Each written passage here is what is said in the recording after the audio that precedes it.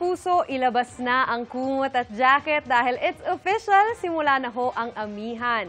Idineklara na kasi ng Pag-asa ang onset ng Northeast Monsoon o amihan season ngayong araw. Kaya asahan na natin ang bahagyang paglamig ng simoy ng hangin habang papalapit na rin ho tayo sa Pasko. Bago ang lahat, ano nga ba ang amihan, mga kapuso? Ayon sa Pag-asa, ang Northeast Monsoon o hanging amihan ay binubuo ng cold and dry air mula sa Siberia at mainland China. Kadalasan itong nakaapekto sa bansa simula Burr months kung kailan unti-unti na nating nararamdaman ang bahagyang paglamig ng panahon, lalo na kung tuluyan ng lumakas ang bugso nito sa mga susunod na araw. Kumpara sa habagat, mahihinang ulan lang ang dala nito.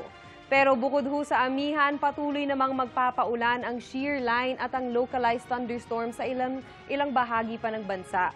Base sa datos ng Metro Weather, may pag-ulan bukas sa Luzon, lalo na ho sa hapon.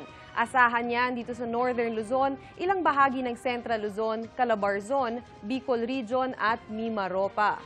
Magpapatuloy ang pag-ulan sa linggo at may malalakas na ulan pa rin dito sa Bicol Region at Northern Luzon. Sa Metro Manila, may tsansa rin ng ulan bukas, lalo na sa hapon.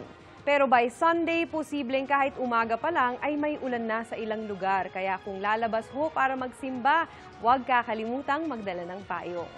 May tsansa rin ng ulan sa halos buong Visayas bukas. Ganyan din ang inaasahan pagsapit ng linggo at paghandaan ang malalakas na ulan sa ilang bahagi ng Negros at Leyte provinces. Sa mga kapuso naman natin sa Mindanao, may mga kalat-kalat na huna ulan bukas ng hapon. Kasama sa mga makakaranas ng malalakas na ulan ay ang Zamboanga Peninsula, Northern Mindanao, Caraga, Davao Region at ilang bahagi ng Soc-Sargen. Pagdating ng linggo, umaga pa lang may pag-ulan na sa eastern portions ng Mindanao. Magiging mas malawakan na yan sa hapon at mararanasan ulit ang matitinding ulan dito sa Zamboanga Peninsula kung saan nagkukulay pula ho sa ating rainfall map. Ang ibig sabihin ho niyan ay heavy to intense rains, kaya maging alerto sa posibleng pagbaha o landslide. Yan ho muna ang latest sa lagay ng panahon. Ako po si Maureen Shrivers para sa GMA Integrated News Weather Center. Kami ang inyong maasahan, anuman ang panahon. Mga kapuso, maging updated sa ulat panahon 24 oras. Mag-subscribe sa GMA Integrated News sa YouTube. Para sa mga kapuso naman natin abroad, bisitahin ang GMA Pinoy TV at www.gmanews.tv.